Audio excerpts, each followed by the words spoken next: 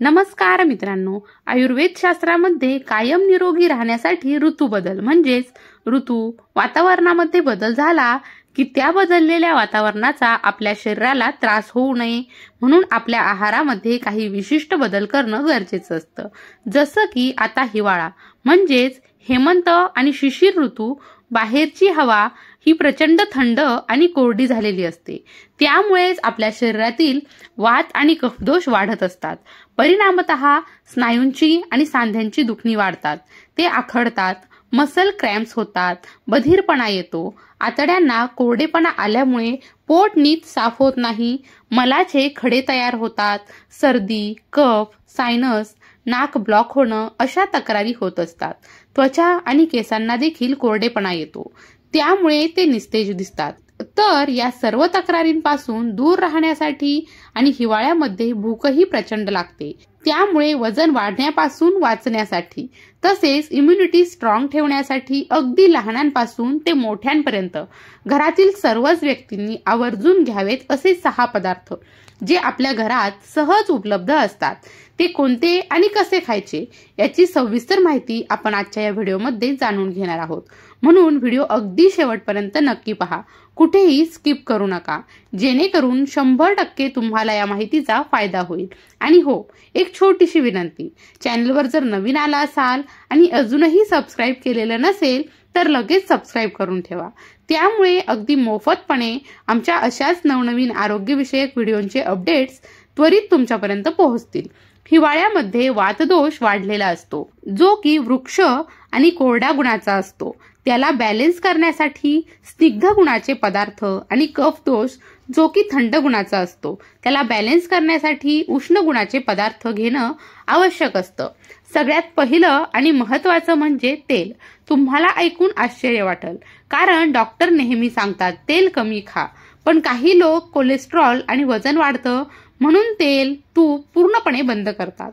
पण शरीरातील वाढलेली वात थंडीमध्ये असो या वयाच्या 40-50 नंतर हा नैसर्गिकरित्या वाढतोच आणि सांधेदुखी, आखडलेपणा असे त्रास देतो। हा वात आणि शरीरातील कोरडेपणा कंट्रोल करण्यासाठी, आतड्यांना स्निग्धता देण्यासाठी, पचन सुधारण्यासाठी, पोट साफ होण्यासाठी, अन्न पुढे ढकलण्यासाठी तसेच सांध्याच्या हालचाली सुरळीत राहण्यासाठी वंगणाची आवश्यकता असते।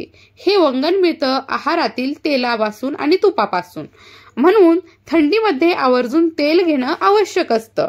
मी असं म्हणणार नाही की रोज तळलेले पदार्थ खा, पण जर पचत असतील, आवडत असतील आणि वजन जास्त नसेल तर थोड्या प्रमाणात तुम्ही त्याचा आस्वाद घेऊ शकता। पण रोजच्या आहारात 2 चमचे कच्चं तेल पोटात गेलंच पाहिजे। पारंपरिक पद्धतीने चटण्या, तीळ, जवस, शेंगदाणे, लसूण घातलेल्या चटण्या बनवून ठेवा आणि दुपारच्या जेवणात त्यावर कच्चं तेल टाकून खा, पण रिफाईंड किंवा पाम तेल नाही, ते कधीही वापरायचं नाही। फक्त शुद्ध लाकडी घाण्याचं तेल, शेंगदाणा, सूर्यफूल, करडई हे वापरा।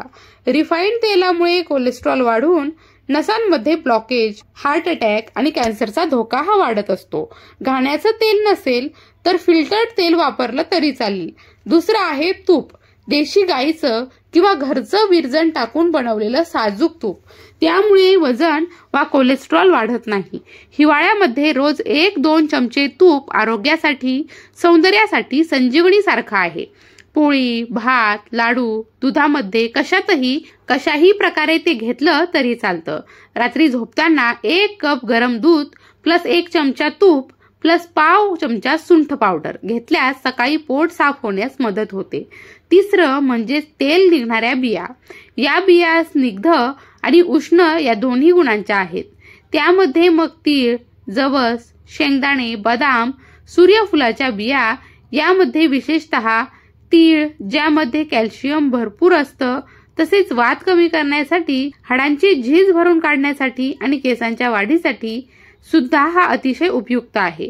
फक्त कुठल्याही बिया तुम्ही सेवन करत असाल तर त्या भाजून किंवा भिजवून खाल्ल्या पाहिजेत, म्हणजे त्या पचायला हलक्या जातात आणि त्रास देत नाहीत। तीळ तर फक्त संक्रांतीलाच नाही तर पूर्ण हिवाळ्यामध्ये खाल्लंच पाहिजे। देशी गावरान तीळ असेल तर ते अधिकच उत्तम। पण कारण त्यामधून सर्व पोषक घटक मुबलक प्रमाणात असतात. ते छान खरपूस भाजून घ्या. दुपारच्या जेवणाआधी तासभर 2 ते 3 चमचे तीळ तेवढाच गूळ मिक्स करून व्यवस्थित चावून खा. चावून खाल्ल्याने ते लाळेसोबत नीट मिसळतात आणि त्यातील कॅल्शियम व इतर गुणधर्म शरीराला नीट शोषले जातात. यामुळे आतड्यांना मऊपणा मिळतो, पोट साफ होण्यास मदत होते आणि संपूर्ण हिवाळ्यामध्ये हा एक प्रयोग केला तर त्याचे खूप सुंदर परिणाम दिसतील. चौथं म्हणजे ड्रायफ्रुट्स म्हणजे सुकामेवा. काजू, बदाम, पिस्ता, अक्रोड, अंजीर, खजूर, खारीक, मनुके यामध्ये स्निग्ध प्लस उष्ण दोन्ही पदार्थ असतात. हे वात कफाला मॅनेज करतात. तसेच थंडीमध्ये शरीराला उष्णता आणि एनर्जी देतात. Proteins, good fats, vitamins, minerals हे मुबलक प्रमाणात असतात. तुम्ही रात्रभर भिजवून 4 बदाम, 2 अंजीर, 2 काजू आणि 1 अक्रोड सकाळी उपाशी पोटी व्यवस्थित चावून खाऊ शकता किंवा तुपामध्ये भाजून त्याचे लाडू बनवून ठेवा आणि रोज 1 लाडू सकाळी घ्या. शरीराला अपार ऊर्जा मिळते. 5वं म्हणजे मसाल्याचे पदार्थ. लवंग, मिरी, दालचिनी, तमालपत्र, मोहरी, आलं, लसूण, सुंठ हे सर्व उष्ण गुणधर्माचे आहेत. यामुळे पचन चांगलं होतं, वात कफदोष कमी होतात आणि सर्दी, कफ, सांधेदुखी, वजन नियंत्रणामध्ये मोठे बदल करतात. म्हणून आपण जे काही पदार्थ बनवत आहोत त्याच्या फोडणीत हे मसाले आवर्जून वापरा.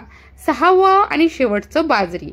संक्रांतीला, भोगीला आपण ती आणतो, पण बाजरी हे आपल्या महाराष्ट्रातील पारंपरिक आरोग्यदायी धान्य आहे. हे पचायला हलकं, शुगर कमी करणारं, कोलेस्ट्रॉल आणि वजन नियंत्रित करणारं, ग्लुटेन फ्री आहे. विशेषतः शुगर पेशंट्स, वाताचे पेशंट्स, आमवात असणाऱ्यांनी तर आवर्जून बाजरीची भाकरी खावीच.